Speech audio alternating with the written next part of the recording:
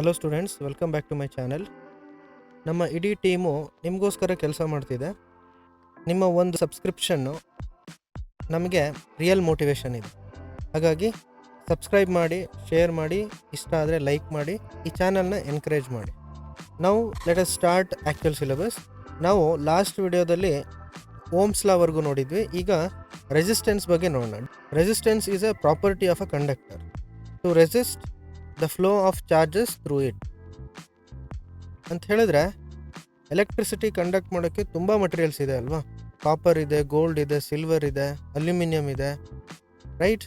ವಾಟ್ರಲ್ಲೂ ಕೂಡ sometimes water conduct ಆಗುತ್ತೆ. So ಎಲ್ಲ ಮಟೀರಿಯಲಲ್ಲೂ ಕೂಡ ಡಿಫ್ರೆಂಟ್ ರೆಸಿಸ್ಟೆನ್ಸ್ ಆಫರ್ ಆಗುತ್ತೆ. ಓಕೆ, ಅದನ್ನು ನೋಡೋಣ. This one is the copper. ಈ ಕಾಪರಲ್ಲಿ ನೋಡ್ಬೋದು ನೀವು, ಫ್ಲೋ ಆಫ್ ಎಲೆಕ್ಟ್ರಾನ್ಸು ಈಸಿಯಾಗಿ ಆಗ್ತಾ ಇದೆ. ಆದರೆ ಎಲ್ಲ ಮಟೀರಿಯಲಲ್ಲೂ ಇದೇ ರೀತಿ ಫ್ಲೋ ಆಫ್ ಎಲೆಕ್ಟ್ರಾನ್ಸ್ ಆಗೋದಿಲ್ಲ. In case of other materials like wood, plastic, there is no flow of electrons there.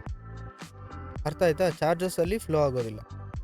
So ಹಾಗಾಗಿ ದೇ ಆಫರ್ ಹೈ ರೆಸಿಸ್ಟೆನ್ಸ್ ಅಂತ ಅರ್ಥ ಮಾಡ್ಕೋಬೇಕು. ಕಂಡಕ್ಟ್ರಲ್ಲಿ ಬರ್ತಕ್ಕಂಥ ರೆಸಿಸ್ಟೆನ್ಸ್ನ ನಾವು ಇಂಟರ್ನಲ್ ರೆಸಿಸ್ಟೆನ್ಸ್ ಅಂತ ಕರಿತೀವಿ. ಅದೇ ರೀತಿ ನಾವು ಸರ್ಕ್ಯೂಟಲ್ಲಿ ನಾವು ರೆಸಿಸ್ಟೆನ್ಸ್ ಬೇಕು ಅಂತಂದಾಗ ನಾವು ಎಕ್ಸ್ಟ್ರಾ ಒಂದು ಡಿವೈಸ್ನ ಫಿಕ್ಸ್ ಮಾಡ್ತೀವಿ. ಇದು ಈ ರೆಸಿಸ್ಟರ್ನ ನಾವು ಫಿಕ್ಸ್ ಮಾಡ್ತೀವಿ. That means it offers extra resistance in the circuit. ಈ ಡಿವೈಸ್ನ ನಾವು ರೆಸಿಸ್ಟರ್ ಅಂತ ಕರಿತೀವಿ. ಸೊ ಈ ಡಿವೈಸಸ್ ನಾವು ಅಪ್ಲೈ ಮಾಡೋದ್ರಿಂದ ನಮಗೆ ಸರ್ಕ್ಯೂಟಲ್ಲಿ ಡಿಸೈರ್ಡ್ ಕರೆಂಟ್ನ ನಾವು ಫ್ಲೋ ಮಾಡೋಕ್ಕೆ ಅಲೋ ಮಾಡ್ತೀವಿ.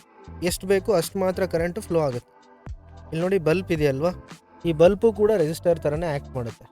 ಸೊ ಈ ಬಲ್ಬ್ನ ನಾವೇನಾದರೂ ಸರ್ಕ್ಯೂಟಲ್ಲಿ ಕನೆಕ್ಟ್ ಮಾಡಿದ್ರೆ ಎಲೆಕ್ಟ್ರಾನ್ಸ್ ಫ್ಲೋ ಆಗೋಕ್ಕೆ ಸ್ಟಾರ್ಟ್ ಆಗುತ್ತೆ. ಆದರೆ ಇದರಲ್ಲಿ ಟಂಗ್ಸ್ಟನ್ ಇರೋದ್ರಿಂದ ರೆಸಿಸ್ಟೆನ್ಸ್ನ ಆಫರ್ ಮಾಡುತ್ತೆ. ಹಾಗಾಗಿ ಅಲ್ಲಿ ಎಲೆಕ್ಟ್ರಿಸಿಟಿ ಹೀಟ್ ಎನರ್ಜಿಯಾಗಿ ಕನ್ವರ್ಟ್ ಆಗಿ ನಮಗೆ ಬೆಳಕು ಕೊಡುತ್ತೆ. ಸೊ ಹೀಗೆ even bulb, water heaters, refrigerators, ACs, many other electrical devices also act as a resistors. Load, especially ಲೋಡ್ಸ್ನೆಲ್ಲ ನಾವು ರೆಸಿಸ್ಟರ್ಸ್ ಅಂತಲೂ ಕನ್ಸಿಡರ್ ಮಾಡ್ಬೋದು.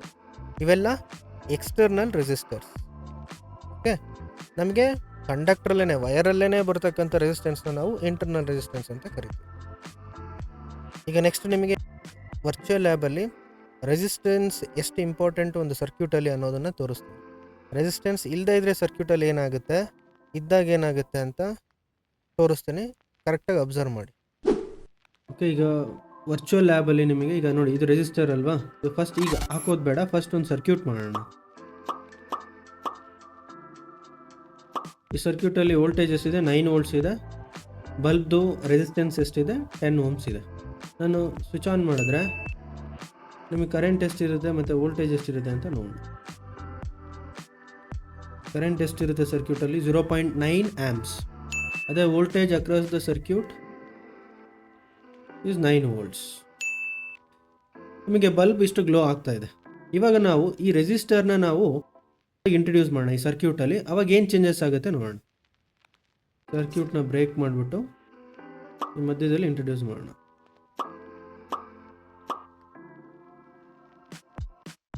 ಸ್ವಿಚ್ ಆನ್ ಮಾಡಿದ್ಮೇಲೆ ಏನಾಯಿತು ನೋಡಿ, ಇಲ್ಲಿ ವೋಲ್ಟೇಜ್ ಏನೂ ವ್ಯತ್ಯಾಸ ಆಗಿಲ್ಲ, ರೈಟ್.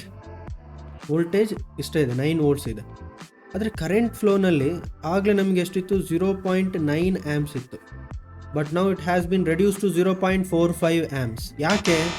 ನಮಗೆ ನಮ್ಮ ಸರ್ಕ್ಯೂಟಲ್ಲಿ ಮತ್ತೊಂದು 10 ಓಮ್ಸ್ ಎಕ್ಸ್ಟ್ರಾ ರೆಸಿಸ್ಟೆನ್ಸ್ ಬಂದಿದೆ ಅಲ್ವಾ. ಮೊದಲು 10 ಓಮ್ಸು ಬಲ್ಬ್ ಇತ್ತು, then 10 ohms resistor extra add ಮಾಡಿದಾಗ ಕರೆಂಟ್ ಫ್ಲೋ ಮತ್ತೆ ಕಡಿಮೆ ಆಯಿತು. ಅರ್ಥ ಆಗ್ತಿದೆಯಾ? ನೋಡಿ, ಈ ಕರೆಂಟ್ನ ಬೇರೆ ಕಡೆ ಇಡ್ತೀನಿ, ನಿಮಗೆ ಕನ್ಫ್ಯೂಸ್ ಆಗೋದು ಬೇಡ. ಇಲ್ಲಿ ಕರೆಂಟ್ ಸರ್ಕ್ಯೂಟಲ್ಲಿ ನಿಮಗೆ ಲೈಟ್ ಬಲ್ಬ್ ಗ್ಲೋ ಕಡಿಮೆ ಆಗಿರೋದು ಕಾಣಿಸ್ತಾ ಇದೆ ಈ ಸರ್ಕ್ಯೂಟಲ್ಲಿ ಅಲ್ವಾ. ಯಾಕೆ ಕಡಿಮೆ ಆಯಿತು? ಆಗಲೇ ಯಾಕೆ ಗ್ಲೋ ಜಾಸ್ತಿ ಇತ್ತು ಅಂತ ನಾನು ಇವಾಗ ತೋರಿಸ್ತೀನಿ. ಯಾವ ರೀತಿ ಅಂದರೆ, ವೋಲ್ಟೇಜ್ ಅಕ್ರಾಸ್ ದಿಸ್ ಬಲ್ಬ್ ಒಂದ್ಸಲಿ ಚೆಕ್ ಮಾಡೋಣ. ಎಷ್ಟಿದೆ? 4.5 ಇದೆ. 9 ವೋಲ್ಟ್ಸ್ ಇಲ್ಲ, 4.5 ಇದೆ. ಅದೇ ನೀವು ಈ ರೆಸಿಸ್ಟರ್ನ ನೀವು ರಿಮೂವ್ ಮಾಡಿ, ಕಟ್ ಮಾಡಿಬಿಟ್ಟು, ಓಕೆ, ಈ ಸರ್ಕ್ಯೂಟ್ನ ಕಂಪ್ಲೀಟ್ ಮಾಡಿ. ಈಗ ಎಷ್ಟಾಯಿತು voltage? 9 volt. Across the bulb 9 ವೋಲ್ಟೇ ಬಂತು, ಸೊ ದಟ್ ಗ್ಲೋ ಜಾಸ್ತಿ ಆಯಿತು. ಅದೇ ಸರ್ಕ್ಯೂಟ್ನ ನಾವು ಬ್ರೇಕ್ ಮಾಡಿದ್ರೆ, ಬ್ರೇಕ್ ಮಾಡಿ ರೆಸಿಸ್ಟರ್ನ ಇಂಟ್ರೊಡ್ಯೂಸ್ ಮಾಡಿ, ಇದು ಇಂಟ್ರೊಡ್ಯೂಸ್ ಮಾಡಿದ ತಕ್ಷಣ ಗ್ಲೋ ಕಡಿಮೆ ಆಗುತ್ತೆ ಆ್ಯಂಡ್ ವೋಲ್ಟೇಜಲ್ಲಿ ಡ್ರಾಪ್ ಆಗುತ್ತೆ. ಯಾಕೆಂದರೆ ವೋಲ್ಟೇಜ್ ಇಲ್ಲಿ ಡಿಸ್ಟ್ರಿಬ್ಯೂಟ್ ಆಗುತ್ತೆ. ಟೋಟಲ್ ಸರ್ಕ್ಯೂಟಲ್ಲಿ ವೋಲ್ಟೇಜ್ ಎಷ್ಟಿತ್ತು ಬ್ಯಾಟ್ರಿದು 9 ವೋಲ್ಟ್ ಕೊಡ್ತಾ ಇದೆ ಸರ್ಕ್ಯೂಟಲ್ಲಿ, ಆದರೆ ಬಲ್ಪಿಗೆ 4.5 ಸಿಗುತ್ತೆ ಮತ್ತು ಈ ರೆಸಿಸ್ಟರ್ಗೂ ಕೂಡ ವೋಲ್ಟೇಜು 4.5 ಸಿಗುತ್ತೆ. ಆದರೆ ಟೋಟಲ್ ಸರ್ಕ್ಯೂಟ್ನ ವೋಲ್ಟೇಜು ಎಷ್ಟಿರುತ್ತೆ? 9 ವೋಲ್ಟ್ಸೇ ಇರುತ್ತೆ. ಈ ರೀತಿ ವೋಲ್ಟೇಜು ಡಿಸ್ಟ್ರಿಬ್ಯೂಷನ್ ಆಗುತ್ತೆ. ಯಾವಾಗ? Resistors when we connect in the series. ಇದು ನೆನಪಿರಬೇಕು ನಿಮಗೆ. ನೋಡಿ ಇಲ್ಲಿ connect, this is one resistor and here one more resistor are connected in a series. ಇದೇನು ಅಂತ ನಾನು ನೆಕ್ಸ್ಟ್ ಹೇಳ್ತೀನಿ. ಹಾಗೆ ಇದೊಂದು ರೆಸಿಸ್ಟರ್ ಇಂಟ್ರೊಡ್ಯೂಸ್ ಮಾಡಿದ್ರಿಂದ ಎಂಟೈರ್ ಸರ್ಕ್ಯೂಟ್ ಕರೆಂಟೇ ರೆಡ್ಯೂಸ್ ಆಗೋಯ್ತು ಅಲ್ವಾ? 0.45 ಆಗೋಯ್ತು. 0.9 ಇತ್ತು, ಅದು 0.45 ಆ್ಯಮ್ಸಿಗೆ ಕಡಿಮೆ ಆಗೋಯ್ತು. ಈಗ ಇಲ್ಲೇ ಒಂದು ಸ್ಮಾಲ್ ಚೇಂಜಸ್ ಮಾಡಿ ನಿಮಗೆ ಇನ್ನೊಂದು ಇಂಪಾರ್ಟೆಂಟ್ ಕಾನ್ಸೆಪ್ಟ್ ಇಲ್ಲೇ ಎಕ್ಸ್ಪ್ಲೈನ್ ಮಾಡಿಬಿಡ್ತೀನಿ. ನಿಮಗೊಂದು ಟೋಟಲ್ ಐಡಿಯಾ ಸಿಕ್ಬಿಡುತ್ತೆ ರೆಸಿಸ್ಟರ್ಸ್ ಅಂದರೆ ಯಾವ ರೀತಿ ವರ್ಕ್ ಆಗುತ್ತೆ ಸರ್ಕ್ಯೂಟಲ್ಲಿ ಅಂತ. ಈಗ ನಾನು ಸೀರೀಸಲ್ಲಿ ಕನೆಕ್ಟ್ ಮಾಡಿದ್ನಲ್ವ, ಈಗ ಪ್ಯಾರಲಲ್ ಕನೆಕ್ಷನ್ ಮಾಡ್ತೀನಿ. ಏನು ಪ್ಯಾರಲಲ್ ಕನೆಕ್ಷನ್ ಅಂದರೆ, ನೋಡಿ ಇಲ್ಲಿ ಈ ಸರ್ಕ್ಯೂಟ್ನ ಬ್ರೇಕ್ ಮಾಡಿ, ಇದನ್ನು ಬ್ರೇಕ್ ಮಾಡೋಣ, ಕಂಪ್ಲೀಟಾಗಿ ಬ್ರೇಕ್ ಮಾಡೋಣ. ನಾನು ಹೇಳ್ತೀನಿ ಏನು ಮಾಡ್ತೀನಿ. ನೋಡಿ ಆಗಲೇ ಸೀರೀಸ್ ಕನೆಕ್ಷನ್ ಈ ಥರ ಐತಲ್ವ, ಒಂದಾದಮೇಲೆ ಇನ್ನೊಂದು ರೆಸಿಸ್ಟರ್ ಕನೆಕ್ಟ್ ಮಾಡಿದ್ವಿ. ಆದರೆ ಈ ಕಂಡೀಷನಲ್ಲಿ ಒಂದು ರೆಸಿಸ್ಟರ್ ಇದೆ, ಅದ್ರ ಪ್ಯಾರಲಲ್ಲಾಗಿ ಇನ್ನೊಂದಿದೆ, ಅವೆರಡನ್ನೂ ಕನೆಕ್ಟ್ ಮಾಡಿದ್ವಿ ಅಲ್ವಾ? ಈ ಥರ ಕನೆಕ್ಟ್ ಮಾಡಿದ್ವಿ. ಈಗ ಅದನ್ನು ಕನೆಕ್ಟ್ ಮಾಡ್ತೀವಿ, ಅದನ್ನು ಸರ್ಕ್ಯೂಟಲ್ಲಿ ಜಾಯಿನ್ ಮಾಡ್ತೀವಿ. ಈಗ ಜಾಯಿನ್ ಮಾಡೋಣ, ಸರ್ಕ್ಯೂಟಲ್ಲಿ ಜಾಯಿನ್ ಮಾಡಿದೆ. ಈಗ ನೋಡೋಣ ಏನೇನು ಕಂಡೀಷನ್ಸ್ ಬರುತ್ತೆ ಅಂತ. ಸರಿ, ಸ್ವಿಚ್ ಆನ್ ಮಾಡಿದ್ಮೇಲೆ ಸೊ ನಮಗೆ ಗೊತ್ತಾಯಿತು. ಫಸ್ಟ್ ಕಂಡೀಷನಲ್ಲಿ ಏನಿತ್ತು ಸರ್ಕ್ಯೂಟಲ್ಲಿ, ಫಸ್ಟ್ ಅಂದರೆ ಸಿಂಗಲ್ ಬಲ್ಬ್ ಇದ್ದಾಗ 9 ವೋಲ್ಟ್ ಬ್ಯಾಟ್ರಿ ಇತ್ತು, ಕರೆಂಟು 0.9 ಆ್ಯಮ್ಸ್ ಇತ್ತು ಅಲ್ವಾ? This is first condition. Next ನಾನು ಒಂದು ರೆಸಿಸ್ಟರ್ನ ಸೀರೀಸಲ್ಲಿ ಇಂಟ್ರೊಡ್ಯೂಸ್ ಮಾಡಿದಾಗ, ಸೀರೀಸ್ ಕನೆಕ್ಷನ್ ಮಾಡಿದಾಗ ವೋಲ್ಟೇಜ್ ಏನಾಯಿತು? 45 ಬಲ್ಪಿಗೆ, 45 ರೆಸಿಸ್ಟರ್ಗೆ, ಬಲ್ಪಿಗೆ ರೆಸಿಸ್ಟರ್ಗೆ ಡಿಸ್ಟ್ರಿಬ್ಯೂಟ್ ಆಯಿತು. ಕರೆಂಟ್ ಬಂದ್ಬಿಟ್ಟು 0.45 ಆಗೋಯ್ತು ಆ್ಯಮ್ಸ್ ಅಲ್ವಾ? 0.45 ಹಾಫ್ ಆಫ್ ದ ಕರೆಂಟ್ ಆಗೋಯ್ತು. ಇದು ಸೀರೀಸ್ ಕನೆಕ್ಷನಲ್ಲಿ ಆಯಿತು. ನೆಕ್ಸ್ಟ್ ಇವಾಗ ನಾನು ಥರ್ಡ್ ಕಂಡೀಷನ್, ಪ್ಯಾರಲಲ್ ಕಂಡೀಷನಲ್ಲಿ ಏನಾಗುತ್ತೆ ಅಂತ ನೋಡ್ತಾ ಇದ್ದೀನಿ. ಓಕೆ, ನಮಗೆ ವೋಲ್ಟೇಜ್ ಏನಾಗುತ್ತೆ ಅಕ್ರಾಸ್ ದ ಬಲ್ಬ್ ಮತ್ತು ರೆಸಿಸ್ಟರ್ ನೋಡೋಣ. ಹಾಗೆ ಕರೆಂಟ್ ಇನ್ ದ ಸರ್ಕ್ಯೂಟ್ ಏನಾಗುತ್ತೆ ಅಂತ ನೋಡೋಣ. ಇದು ಮೂರನ್ನು ನಾವು ಚೆಕ್ ಮಾಡೋಣ. ರೆಡಿ? ಸ್ವಿಚ್ ಆನ್ ಮಾಡ್ತಾ ಇದ್ದೀನಿ. ನಮಗೇನು ಕಾಣಿಸ್ತಾ ಇದೆ? ಕರೆಂಟ್ ಇನ್ ದ ಸರ್ಕ್ಯೂಟ್ ಎಷ್ಟಾಯಿತು? 1.8 ಆಯಿತು. ಬರೆಯೋಣ, 1.8 ಆ್ಯಮ್ಸ್. ಸೊ ಬಲ್ಬ್ ಹತ್ರ ನಮಗೆ ವೋಲ್ಟೇಜ್ ಎಷ್ಟಿದೆ ಅಂತ ಚೆಕ್ ಮಾಡೋಣ. ಸೊ ಬಲ್ಬಲ್ಲಿ ವೋಲ್ಟೇಜ್ ಎಷ್ಟಿದೆ? ನಾವು ನೆಗೆಟಿವ್ ಟರ್ಮಿನಲ್ ಮತ್ತು ಪಾಸಿಟಿವ್ ಟರ್ಮಿನಲ್ ಕನೆಕ್ಟ್ ಮಾಡಿದ್ರೆ ಗೊತ್ತಾಯಿತು. ವೋಲ್ಟೇಜ್ ಎಷ್ಟಿದೆ? 9 ಇದೆ. ಇಲ್ಲಿ 9 ವೋಲ್ಟ್ಸೇ ಇದೆ.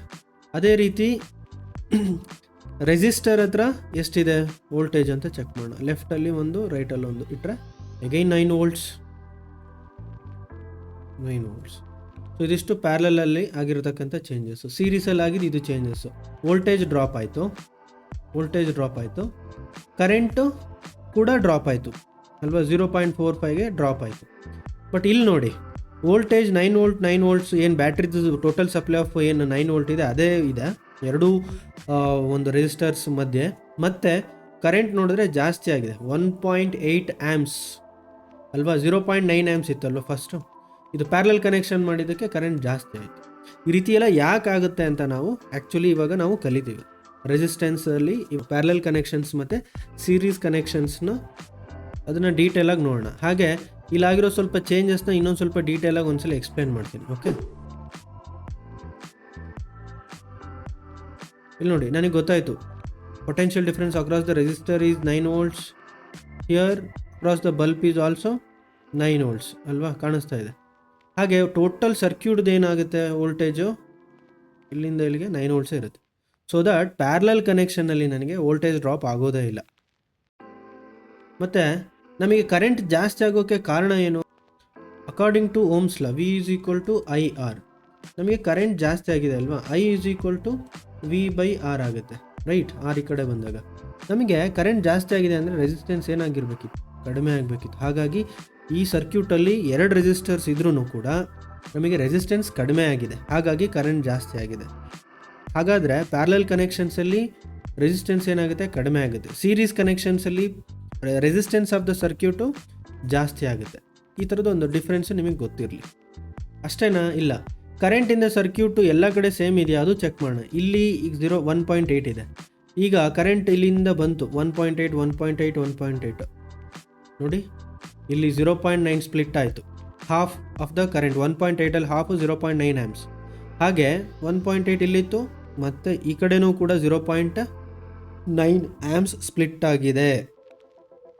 ಕರೆಂಟು ಎರಡೂ ಕಡೆಯಿಂದ ಸ್ಪ್ಲಿಟ್ ಆಗ್ತಾ ಬಂದು ಮತ್ತೆ ಜಾಯಿಂಟ್ ಆದಾಗ ಮತ್ತೆ 1.8 ಆ್ಯಮ್ಸ್. ಅಂದರೆ ಕರೆಂಟು ಸ್ಪ್ಲಿಟ್ ಆಗುತ್ತೆ ಪ್ಯಾರಲಲ್ ಕನೆಕ್ಷನ್ನಲ್ಲಿ.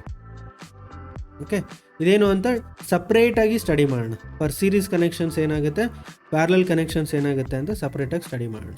ಇದು ನಿಮಗೊಂದು ಐಡಿಯಾ ಇರಲಿ ಅಂತ ನಾನು ಫಸ್ಟೇ ಒಂದು ಎಕ್ಸ್ಪ್ಲನೇಷನ್ ಮಾಡಿದ್ದೀನಿ, ಎರಡೂ ಸರ್ಕ್ಯೂಟ್ನ ಬರೆದು. ಕನ್ಫ್ಯೂಸ್ ಆಗೋದು ಬೇಡ, ಇಲ್ಲಿ ನೀಟಾಗಿ ಎಕ್ಸ್ಪ್ಲೇನ್ ಮಾಡ್ತೀನಿ. ಗೊತ್ತಾಯ್ತಲ್ವಾ? ಈ ಥರದ್ದು ರೆಸಿಸ್ಟೆನ್ಸ್ ಸರ್ಕ್ಯೂಟಲ್ಲಿ ಇಂಟ್ರೊಡ್ಯೂಸ್ ಮಾಡಿದಾಗ ಅಥವಾ ಬಲ್ಬ್ ಇಂಟ್ರೊಡ್ಯೂಸ್ ಮಾಡಿದಾಗ ಏನೆಲ್ಲ ಚೇಂಜಸ್ ಆಗುತ್ತೆ ಸರ್ಕ್ಯೂಟಲ್ಲಿ ಅಂತ ಹೇಳಿ. ಈಗ ನೆಕ್ಸ್ಟು ರೆಸಿಸ್ಟೆನ್ಸಲ್ಲಿ 2 ಟೈಪ್ಸ್ ಇದೆ ಅಂತ ಹೇಳಿದೆ ಅಲ್ವಾ, parallel connection and series connections. ಅದನ್ನು ಇನ್ ಡೀಟೇಲಾಗಿ ನೋಡೋಣ. Thank you for watching. If you like this video, do share, like and subscribe.